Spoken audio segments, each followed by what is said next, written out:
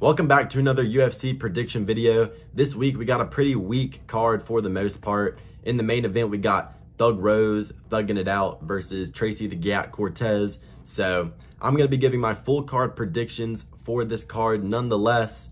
First fight on the card we got Josh Fremd versus Andre Petroski.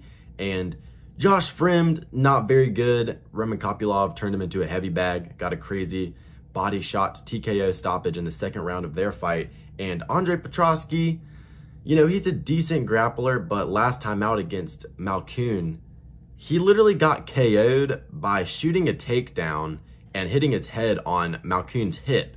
So that is an absolutely terrible look.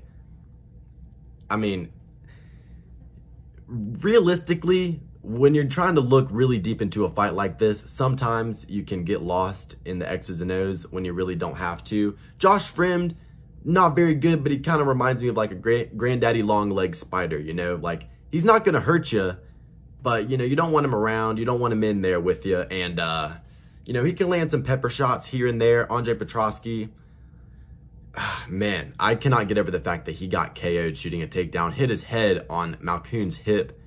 Absolutely shocking to look. Give me Josh Fremd by decision here, just based off the fact that I think Petroski's absolutely shit. Next fight on the card, we got Damon Blackshear versus Montel Jackson. And Blackshear, you know, when he first came onto the scene, looked really good. Got that weird, like, twister submission and then came back a week afterwards. I'm pretty sure he fought on my birthday last summer.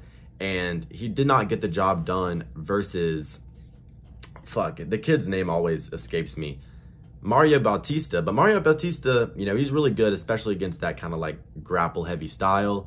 Montel Jackson, very good striker, very good power in his hands. And I feel like I trust his takedown defense here enough to be able to, you know, do more damage over the course of 3 rounds. So I won't be surprised if Blackshear is able to out-grapple him here and win a decision that way. But I'm going to trust in the striking of Jackson. I feel like if he keeps it on the feet, he'll definitely have a really big advantage there. So yeah, give me Montel Jackson here to win by decision, just based off of doing way more damage, especially with the hands in the striking. So Montel Jackson by decision is the pick there. We're going to skip the WMMA fights. Next fight on the card, we got Joshua Van versus Charles Johnson. And Charles Johnson, he's really good. He beat Azat Maxim, and he also beat fucking goddamn Jake Hadley. Charles Johnson, he has good boxing, good output, and his grappling overall is very good. But I feel like Joshua Van is just on another level realistically. Young kid coming up, only 22 years of age. Really good hand speed, really good combinations, really good body shots. Shot selection with the hands, and his boxing overall is very good. Small for the weight class, especially compared to Johnson. But I feel like as long as he doesn't just get picked and prodded at range by Johnson here, I feel like Joshua Van will be able to just land way more significant strikes, just landing a ton of combinations on Charles Johnson, who is good against people that are lower output on the feet. Got dropped really bad by Maxim in their first round of their fight.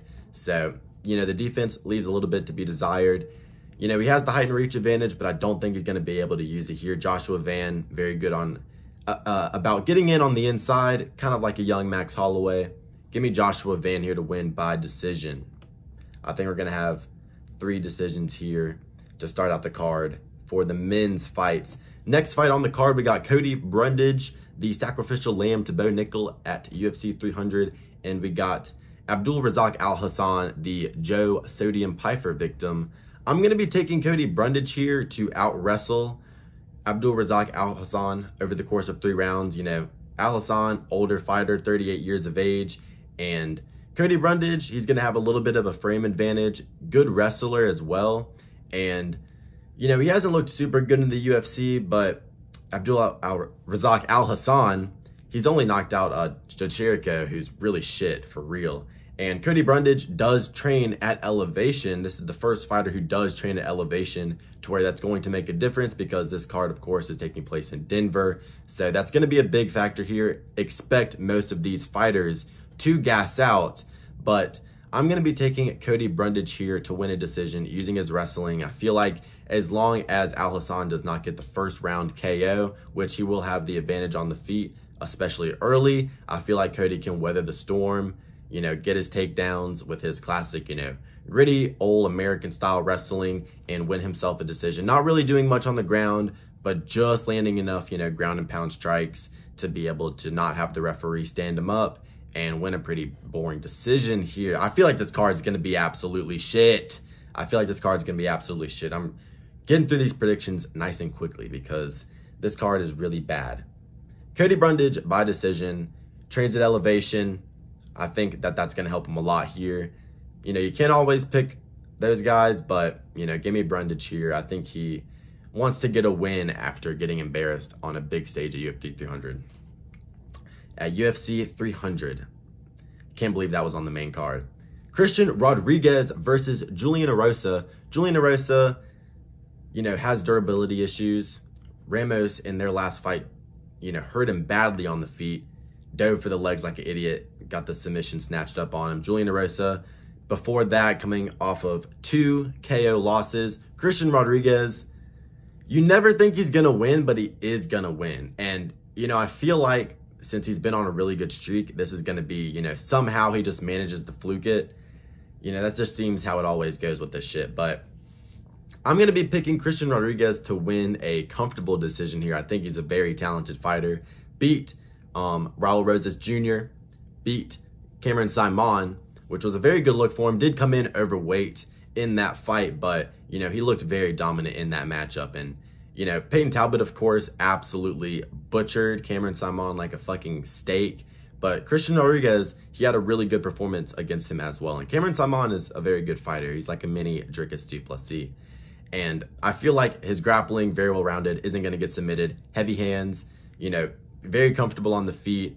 Very high IQ fighter here as well. He doesn't make stupid decisions. I remember in his fight versus Dulgarian, I thought Dulgarian was going to win that fight as well. It was a very, very close fight. I feel like Dulgarian probably should have got the nod, but I could see the decision going to C-Rod retrospectively. And, you know, he was landing very good counter shots that, you know, he kind of just snuck them in there and they weren't super noticeable, but he's a very good shot selector. He was landing very good counter knees. I remember he landed like an insane step back counter knee as he was stuffing a takedown right on the chin of Dulgarian. I was very impressed by that. I think this dude's a pretty underrated prospect, to be honest, but yeah, I don't see him losing this fight in any way. I mean, he is going to be at a stature disadvantage. Julian Erosa is going to be taller than him in there, but Christian Rodriguez, I trust him here to win this fight pretty comfortably. I don't think Julian Erosa, you know, is going to have the durability to be able to survive with Christian on the feet, and Christian is not going to be able to, you know, he's not going to get submitted on the ground like a dumbass. Jiu-jitsu doesn't work if you want to win. Christian Rodriguez all day by decision. That's probably my, you know, most confident pick on the card. I don't really see him getting a finish, but I think he's definitely going to win a very, very comfortable decision. Give me a C-Rod here by decision. Only minus 200 as well. I expect him to look, you know, minus 400. I think he makes this look easy, definitely. Gabriel Bonfim versus Ange Loosa. Ange Loosa, you know, he's kind of like a stocky dude built like a brick house. Pretty basic on the feet, but has decent volume as well. You know, heavy hands, thud on the end of his punches and all that good stuff. Beat Reese McKee, who, you know, is just a can, really. Reese McKee lost to Hamzat Chimaev. Chidi Njokuani didn't get a win in the UFC, I don't believe. And, you know, not a super great win either. So, Ange Loosa, you know, not super technical. He can shoot a big old blast double leg if he needs to. And he has, you know, okay defensive grappling. But Gabriel Bonfim, much slicker on the feet. Good submissions. Finishing threat. Lost to Dalby. But Dalby is literally like... Dalby is like the welterweight fucking Marab, but with striking. The dude fucking does those crazy fucking breathing patterns where he's huffing and puffing around the octagon, throwing 1,000 significant strikes around. Dude is a very, very difficult stylistic matchup. Unless you're able to just hold him against the fence like Renat or able to just put him out, Dalby is going to be a bitch to deal with over the course of 3 rounds. So it's not a horrible look for Bonfim to be losing that. You know, of course, that fight was in Brazil, so, you know, it kind of added more negativity around that loss because he was in his hometown. But I completely trust him to get the dub here. I feel like he's just going to be a lot slicker than Ange Loosa, catching him on the end of long, straight shots, And I feel like he can, take him down, stay in half guard, push him against the fence, knee him in the body, kind of slow the fight down. But eventually I do think that he's going to be able to, drop him, wrap up a submission, or just slowly work his way up into an arm triangle, something along these lines. Give me Gabriel Bonfim to win this fight by submission here on the main card. Next fight on the card, we got Drew Dober versus John Silva. John Silva making a quick turnaround here, fighting on 2 back-to-back cards. We got a pick'em fight here on the odds. And, Drew Dober, he has a very certain type of fighter that he does very well against. If this was Mike Davis, I would be picking Drew Dober. But John Silva has a very, very light skin tone to be a Dober opponent, so I'm going to pick John Silva here to win by knockout. Of course, Drew Dober does have the giga chin and the insane jawline, but I feel like he's been able to take the cracking shots from less powerful opponents, earlier on in his career. Got finished by Matt Frivola. The chin finally did crack. Of course, Drew Dober, heavy hands, good, strong, low kicks. Just a big, stocky guy in there. He's just a classic, like UFC lightweight. Just one of those guys that are going to go in there and get a knockout or give you an entertaining fight, no matter what happens, nonetheless. But John Silva, very, very impressive performance on the Dana White Contender Series against undefeated Kevin Vallejos, who has gone 2-0 since then. I picked him to beat Charles Jourdain confidently, and he did by knockout. Looked great in that fight. Absolute dog. Comes into the octagon barking like a dog as well on his walkouts. Just goes slow and he's like, roar, roar. Dude's absolutely fucking insane, but he's a character. Comes out of the Fighting Nerds gym. A lot of those guys are really good. You think of Carlos Prates, you think of Cal Barajo. John Silva, very good as well. A lot of good prospects coming out of that gym, and I feel like it would be dumb not to pick him here. I feel like he has the slicker hands. I feel like he is smoother on the feet. He's going to be faster because he's a featherweight. So, we know that these guys that are moving up a weight class are faster for the most part. So, unless Drew Dober is able to get the wrestling going and gas out John Silva, because this is going to be at 155, so maybe his cardio isn't going to be as on point. But he just got done with a fight camp as well, so you have no reason to really believe that he's not going to be in fight shape. Drew Dober, maybe he gets the wrestling going. I don't really see that happening. I think we get a stand-up battle here, and I do favor John Silva, just being faster and slicker with the hands on the feet. And they're going to meet in the middle of the octagon, and they're going to slug it out. Neither of these guys like to take a back step. So this is going to be an entertaining fight. Low-key, this is kind of the people's main event of this really bad card. But give me John Silva. I've been picking him his entire career so far. I'm not going to stop now. I think he gets the job done over Drew Dober. But I like Dober, but he's not fighting a black man, so he's going to lose. Obviously, that's, Drew Dober isn't racist or whatever. It's just, the meme. Santiago Ponzinibbio versus Muslim Salikov. 2 old heads going at it here. I'm going to be picking Santiago Ponzinibbio to be getting this fight done via knockout. I feel like Muslim Salikov is just really slow and lethargic on the feet until he throws a crazy fucking Kung Fu Panda ass kick out of nowhere.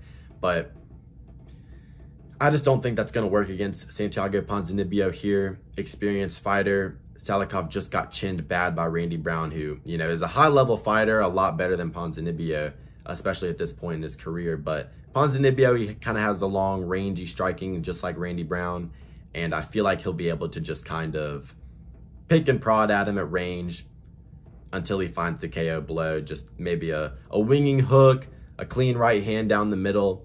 Not really sure what the shot's going to be, but I trust him to get the job done here. I feel like, you can't really pick a 40-year-old, especially at altitude. I feel like the cardio advantage will also be on Ponzinibbio's side. Cleaner striking for the most part. Salikov isn't really going to bring a heavy wrestling threat. So give me Ponzinibbio to win this fight via 3rd round TKO.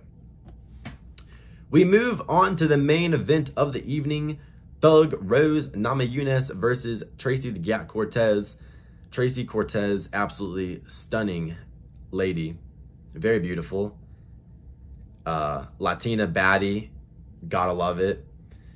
But Rose Namajunas, proven fighter. You know, she's been there, done that. Head kicked Zhang Wei Li, beat her by decision as well, which is a great look. But moving up a weight class here, she hasn't been looking as good in her fights at this weight class here at flyweight. And I don't know, she's not with Trevor Whitman anymore. I feel like she's on the decline slowly. I don't think she's going to be able to get back to the belt. I mean, we know her level, and she does train at altitude, which, you know, the cardio advantage is most likely going to be on her side. Cortez never gone 5 rounds. I'm sure you guys, you know, don't really care about the X's and O's of a fucking WMMA main event, but, you know, we got 2 characters here. I can't lie, I would much rather Rose grow her hair out, both of them oil up, and, you know, get down and fucking down to business, rather than, you know, fight for 5 rounds. I'm sure most of you guys would agree, but move past that, head out of the gutter. I'm going to be picking Tracy Cortez to get this one done by decision. I think that she is stronger. I think that she has the Latina strength.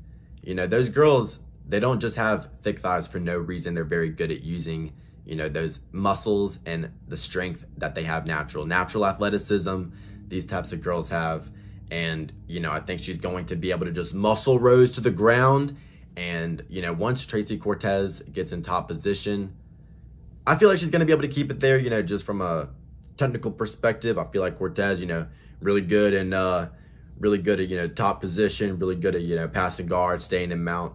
No, I mean, who really cares about the X's and O's at this breakdown? But Cortez, you know, if Cortez gets on top of you, I couldn't really think of a reason why you would want her to get off. And, you know, why would you want Tracy Cortez to get off of top position from you and you'd punch her in the face? That just makes no sense. Yeah, I would not mind at all if Tracy Cortez took me down and stayed on top of me for 25 minutes. So I'm sure that Rose won't either. So I'm going to be picking a Tracy Cortez here to get this one done by decision via Giat. But, no, I mean, dude, I sound so fucking stupid doing this shit. But, you know, I do think that Cortez is going to win, though. I think she's going to have a physicality advantage. Just muscle Rose to the ground, hold her down. As long as she doesn't gas out, I actually do trust her to win this fight. She is an underdog as well, plus 180. Rose, of course, she has the championship experience. But, you know, I'm going to go with Tracy the Gat Cortez. Normally, you don't want to go with the more attractive WMMA fighter. But sometimes when it's the Latina mommies, you have to. So yeah, give me Tracy Cortez to win this fight by decision. That is the entire card. If you watched the video all the way through, thank you for watching and have a great rest of your day.